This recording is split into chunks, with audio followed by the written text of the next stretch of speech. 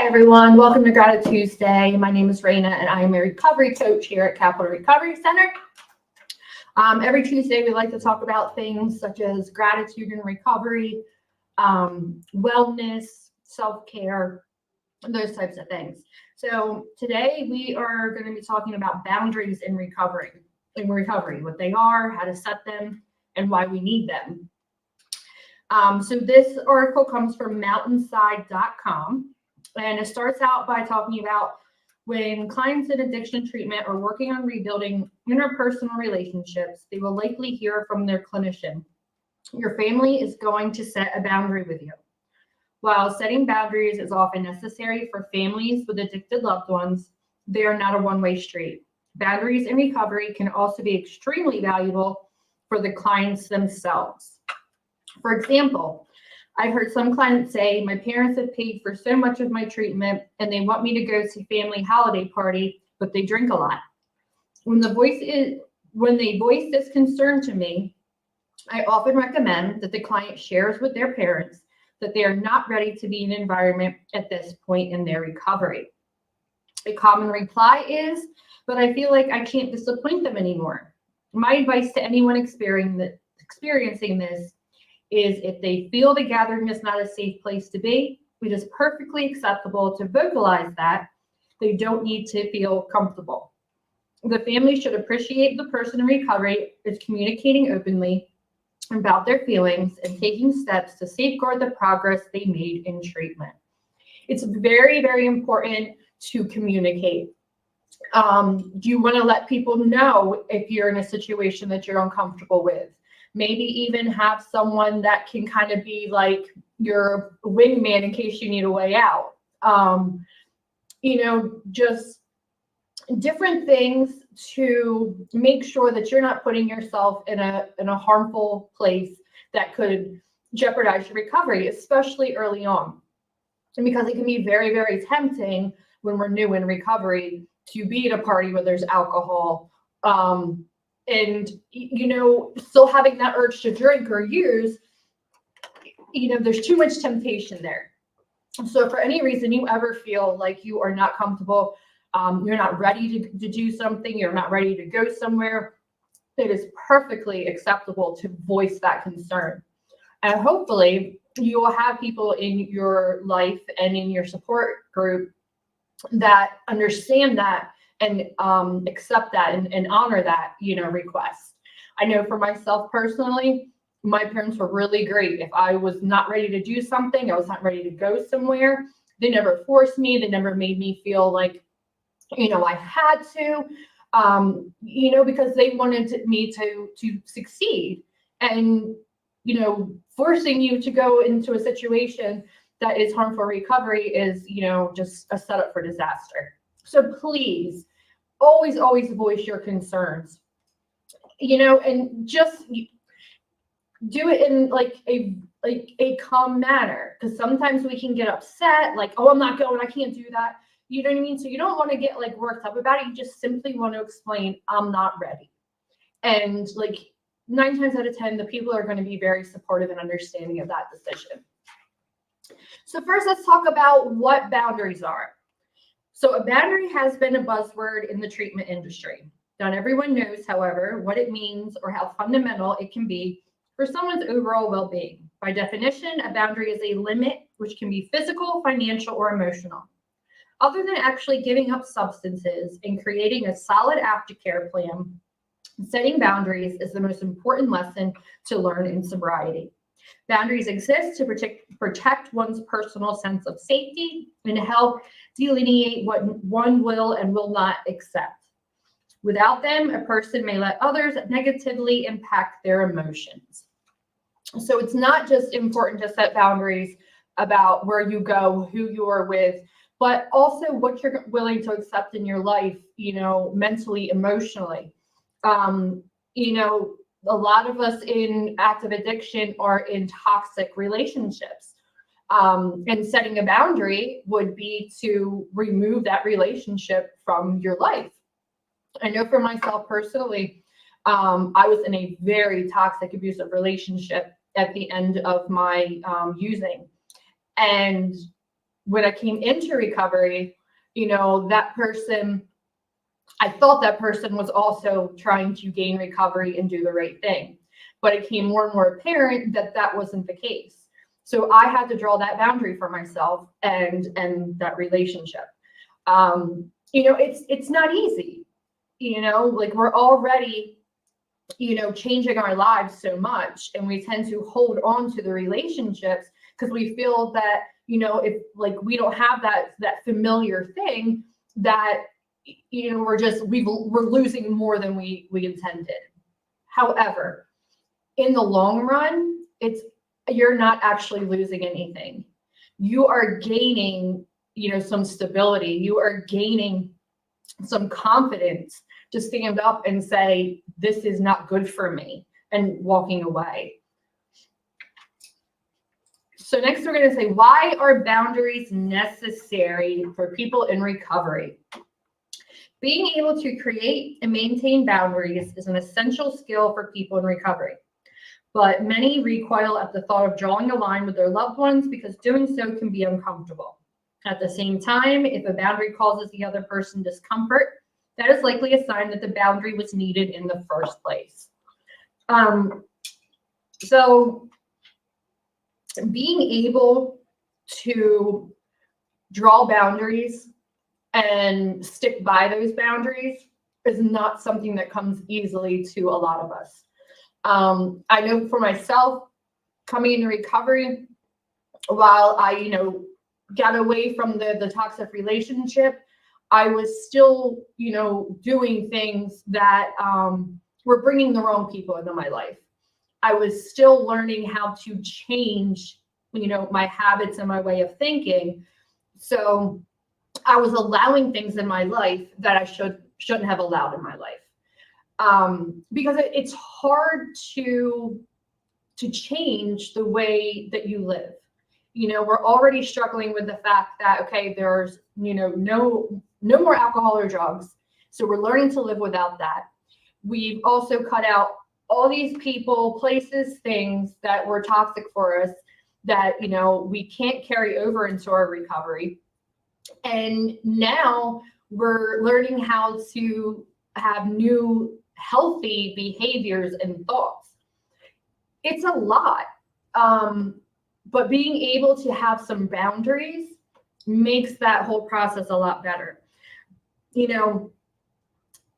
If we didn't have boundaries in recovery, we are taking the risk of letting the wrong people back into our lives, or going to places that we shouldn't be going, or, like behaviors that, kept us out.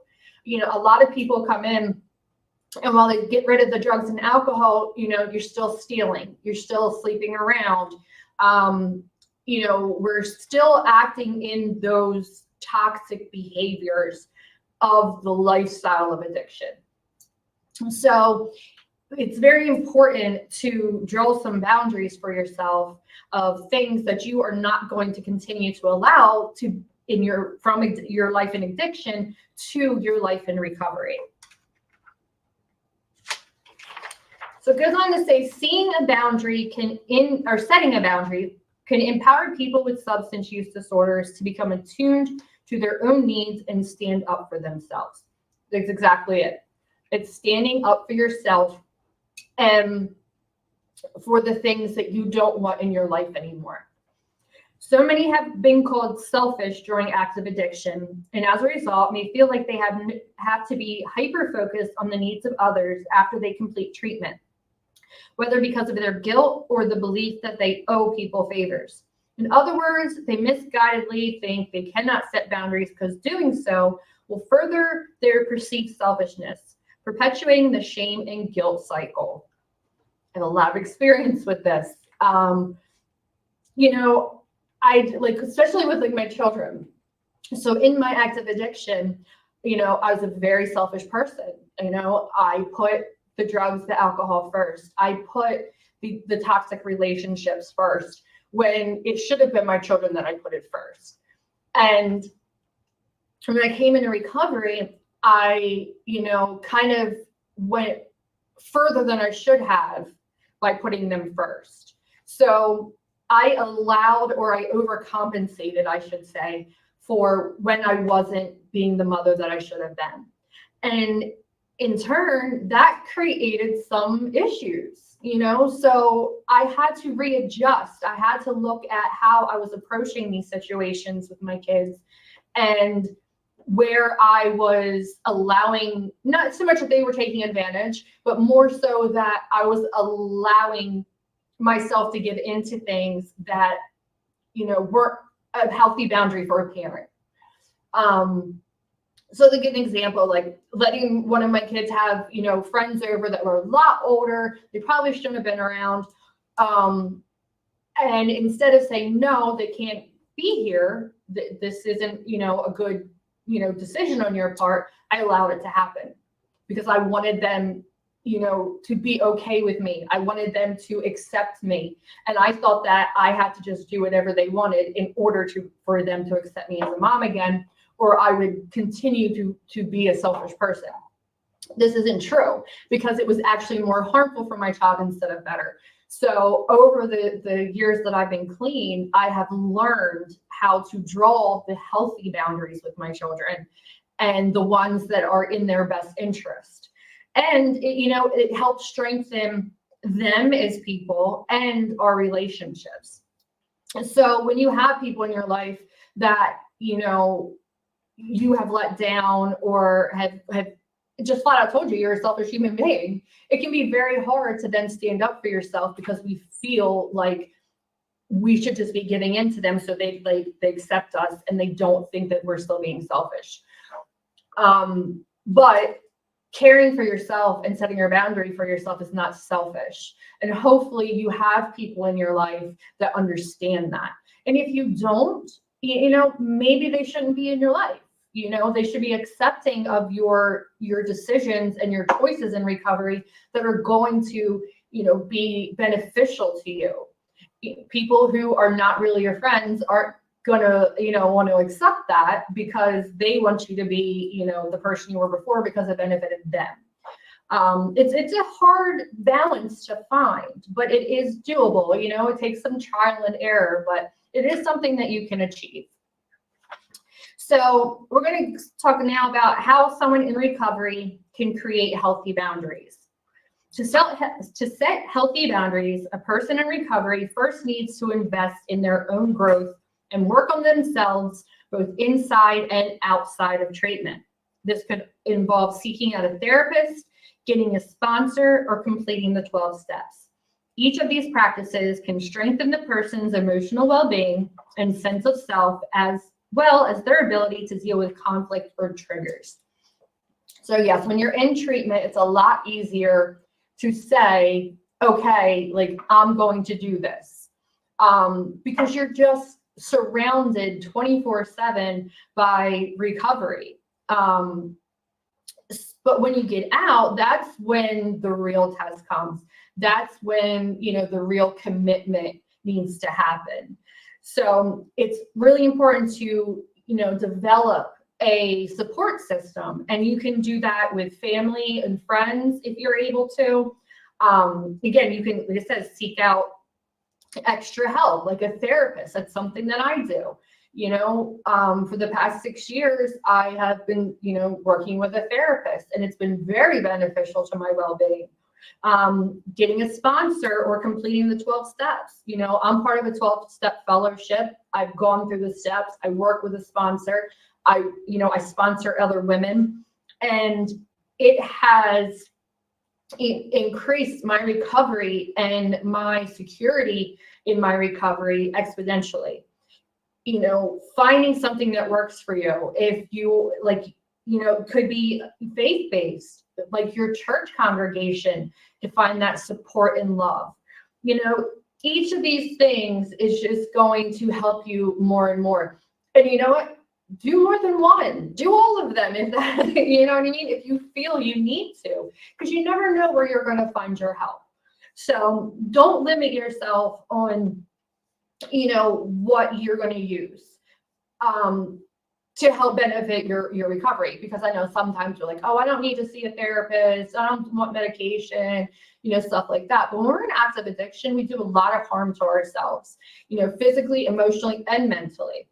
Myself, I can say that, I was struggling with some mental health issues and some, behavior issues. So having a therapist and a medication regimen is very, important for me to maintain my recovery, because it allows me to think with a clear mind. It gives me someone that I can talk to about things that I may not be comfortable talking to with someone else. So we need to find these relationships in recovery to help create and sustain boundaries throughout. So goes on to say, at some point after completing treatment, they will need to put sober skills such as stress reduction, conflict resolution, and boundary setting into action into their home or work environment. Creating a boundary may feel strange at first, but it can become more natural with practice, allowing a person to better handle discomfort in the future. Recovery coach Alex Laura shares their experience setting boundaries in early recovery. So again, when you complete treatment and come out, it's really important to take anything you may have learned in treatment and apply it to the real world. So, any coping skills that you may have learned or, continue to learn, we're a work in progress. We are not just, we don't come out of treatment and poof, we're all better now. We continually need to work on ourselves to improve our life, to strengthen our recovery, and to keep moving forward. So, it says that setting boundaries can feel strange, and it does. It feels weird. It can feel uncomfortable, but a good sign that you are getting better is doing something that feels uncomfortable, something that, is very foreign, such as setting boundaries or saying no. Like, I had a very hard time saying no. I always felt like I had to explain myself, or I had to have a really good reason, so the person, wouldn't feel bad or wouldn't be mad at me. But I started to get, some more confidence and learn some more about myself and realize that, the saying that no is a complete sentence is true. You don't need to explain. You don't need to make up some story. Saying no, that's it. Because if someone's asking something that's going to put a strain on you, that is going to cause you stress, you're just going to be harming yourself. And it can be very hard to say no to people. Like I said, I struggled with that for a long time. I still struggle with it. I don't like to say no. I like to be able to help people and be there for people, without them, without them thinking that I'm just being rude. But in the long run, saying no and placing those boundaries is really going to be important, especially in tough situations. So let's talk about some common examples of boundaries for people in recovery. So it says boundary is a broad term. Here's what setting boundaries could look like. Limiting social media use. Yes, this one can be very, very hard, because if you're anything like me, my phone is constantly with me everywhere I go. I have a bad habit of picking it up from the living room to walk into the bedroom, knowing I'm just going to turn around and walk right back out again. It's just one other thing that becomes like this addiction and this staple in your life to fill in, what we may have been dealing with in recovery, like filling in that time, scrolling through TikTok, going on Facebook. And while it may be a good way to pass time and to kind of distract yourself, you also have to be very mindful of what's going on in social media that may be harmful to you. I know for myself, there are certain people that I had to just block, because seeing them and what they were doing and, things that they were talking about was just not beneficial to me. It was causing more harm than good. Especially, like I said, I got out of a toxic relationship when I got into recovery. Like, I had to block that person, because it was either posting negative things about me and slander, or, showing off this or showing off that. Like, it just wasn't healthy for me to see. It was keeping me from moving on the way I needed to. So, bringing that boundary into social media can be very, very beneficial. Hit that block button. It'll make it easier to move on from the things that are no longer good for you. So sticking to a regular gym routine or a nutritious diet. Again, this is really great for your health. This is one I struggle with. I do good for a while and then I fall off, and do good for a while and fall off. But it can really help, because we've done so much damage to our bodies, and some of us barely ate when we were in active addiction. So our bodies need this nourishment, to start to feel healthy again. And the gym and healthy eating can be so beneficial, not just for you physically, but for you mentally and emotionally too. It's just one of those things that you have to be careful not to go too far in, because it could be, you've heard the expression, we put down the spoon and we pick up the fork. So, it's good to gain some healthy weight in recovery, but we also want to make sure that we're not overdoing it and causing ourselves other health issues. In the gym, and a exercise routine can be really great for you, again, not just physically, but mentally and emotionally. So next one is leaving social gatherings early if the party gets out of hand. And we talked about this earlier. If you're starting to feel uncomfortable somewhere, or there's just too much drinking going on, or whatever it may be, have a backup plan, have an escape plan. Someone that you can call, or someone, that you're there with who is supportive, and you can go to and say, hey, I would like to leave. I'm getting a little uncomfortable. So the next one, needing roommates, family members, alcohol and prescription drugs stored out of sight.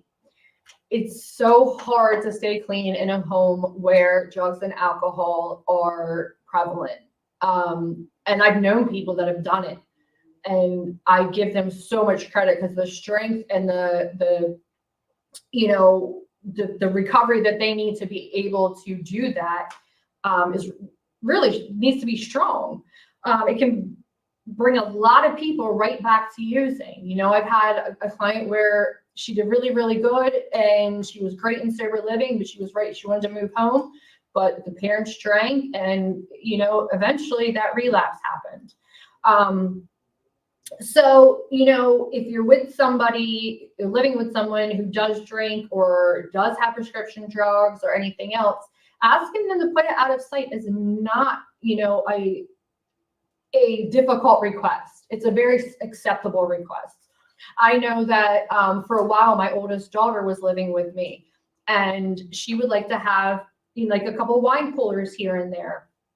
And it didn't bother me. Thankfully, I was in a place where, I had some clean time, I had some recovery. So it didn't trigger me, but she always asked if it was okay, because maybe one day I'm not doing very well and I see it might not be okay. So she always had the courtesy of saying, is it okay if I have this? I don't want to, upset your recovery or make you uncomfortable. And if I wasn't comfortable, I would have told her. So just let people know. And if they're supportive of you, they'll have no problem putting those things out of sight. So next one is avoiding triggering environments such as bars and casinos. Too much temptation, way too much temptation. Just going to a bar or casino is just alcohol everywhere. The old saying, like, if you sit in a barber shop long enough, you're going to get a haircut. It's the same thing. If you sit in a bar long enough, you're going to have a drink. So it's just best to avoid situations and places like that. Then the last one is limiting contact with old connections who may not be conducive to a new life in sobriety. Very important. People, places, and things. If they were a big part of your using, it's time to move on from them.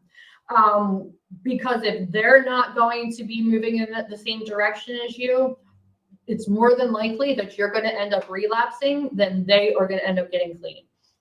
So, cut off those people, limit, any conversation with them, because some of them may be family, you know what I mean? And it's hard to cut off family, but it's also hard to have them in your life if you're trying to stay clean and they aren't. So there's nothing wrong with saying, hey, I need to step away. I can't, continue this relationship if you're going to continue to use. So then the last part we're going to talk about is types of boundaries families can set for their loved ones. Because addiction is a disease of the brain, it can cause people to act out in ways they normally would not, potentially compromising their bonds with others. Even when a person returns home from treatment, their family may experience residual feelings of guilt, distrust, and worry. Therefore, it can be beneficial for families to learn how to set boundaries with their loved one in recovery sooner rather than later. And, if you have a supportive family, it really does make all the difference. Unfortunately, not all of us do. But when we come home, we're usually coming home to, our parents' house or another relative's house or a friend's house. And you have to be accepting of the fact that they are going to have boundaries as well. When I came out of treatment, I had to live with my mom for a while, and she had to set boundaries with me. You come into the house before this time at night, or the door is going to be locked and you have to sleep elsewhere. Just expecting me to clean up after myself, expecting me to be going to a meeting when I say I'm going to be going there, making sure that I was going to my IOP group, just different things. And it might feel like they are putting too much on you or not giving you enough credit for where you are in your recovery. But in all actuality, they are protecting you and they're protecting themselves. Because I hurt my mom over and over and over again by using. And, she had to put down boundaries so that, A, I wouldn't relapse and harm myself, but also cause more harm for her, more worry, more stress. So it's very healthy for your family to put boundaries down and for you to be accepting of it and learn how to humble yourself and be okay with those boundaries. So some common boundaries can include refusing to pay for their loved one's bills or provide them with free housing. For me, it was, why do you need this money? Bring me a receipt, to make sure that I'm actually using the money for what I need to, do. Because so many times, could I have $20, and it was just going to drugs and alcohol.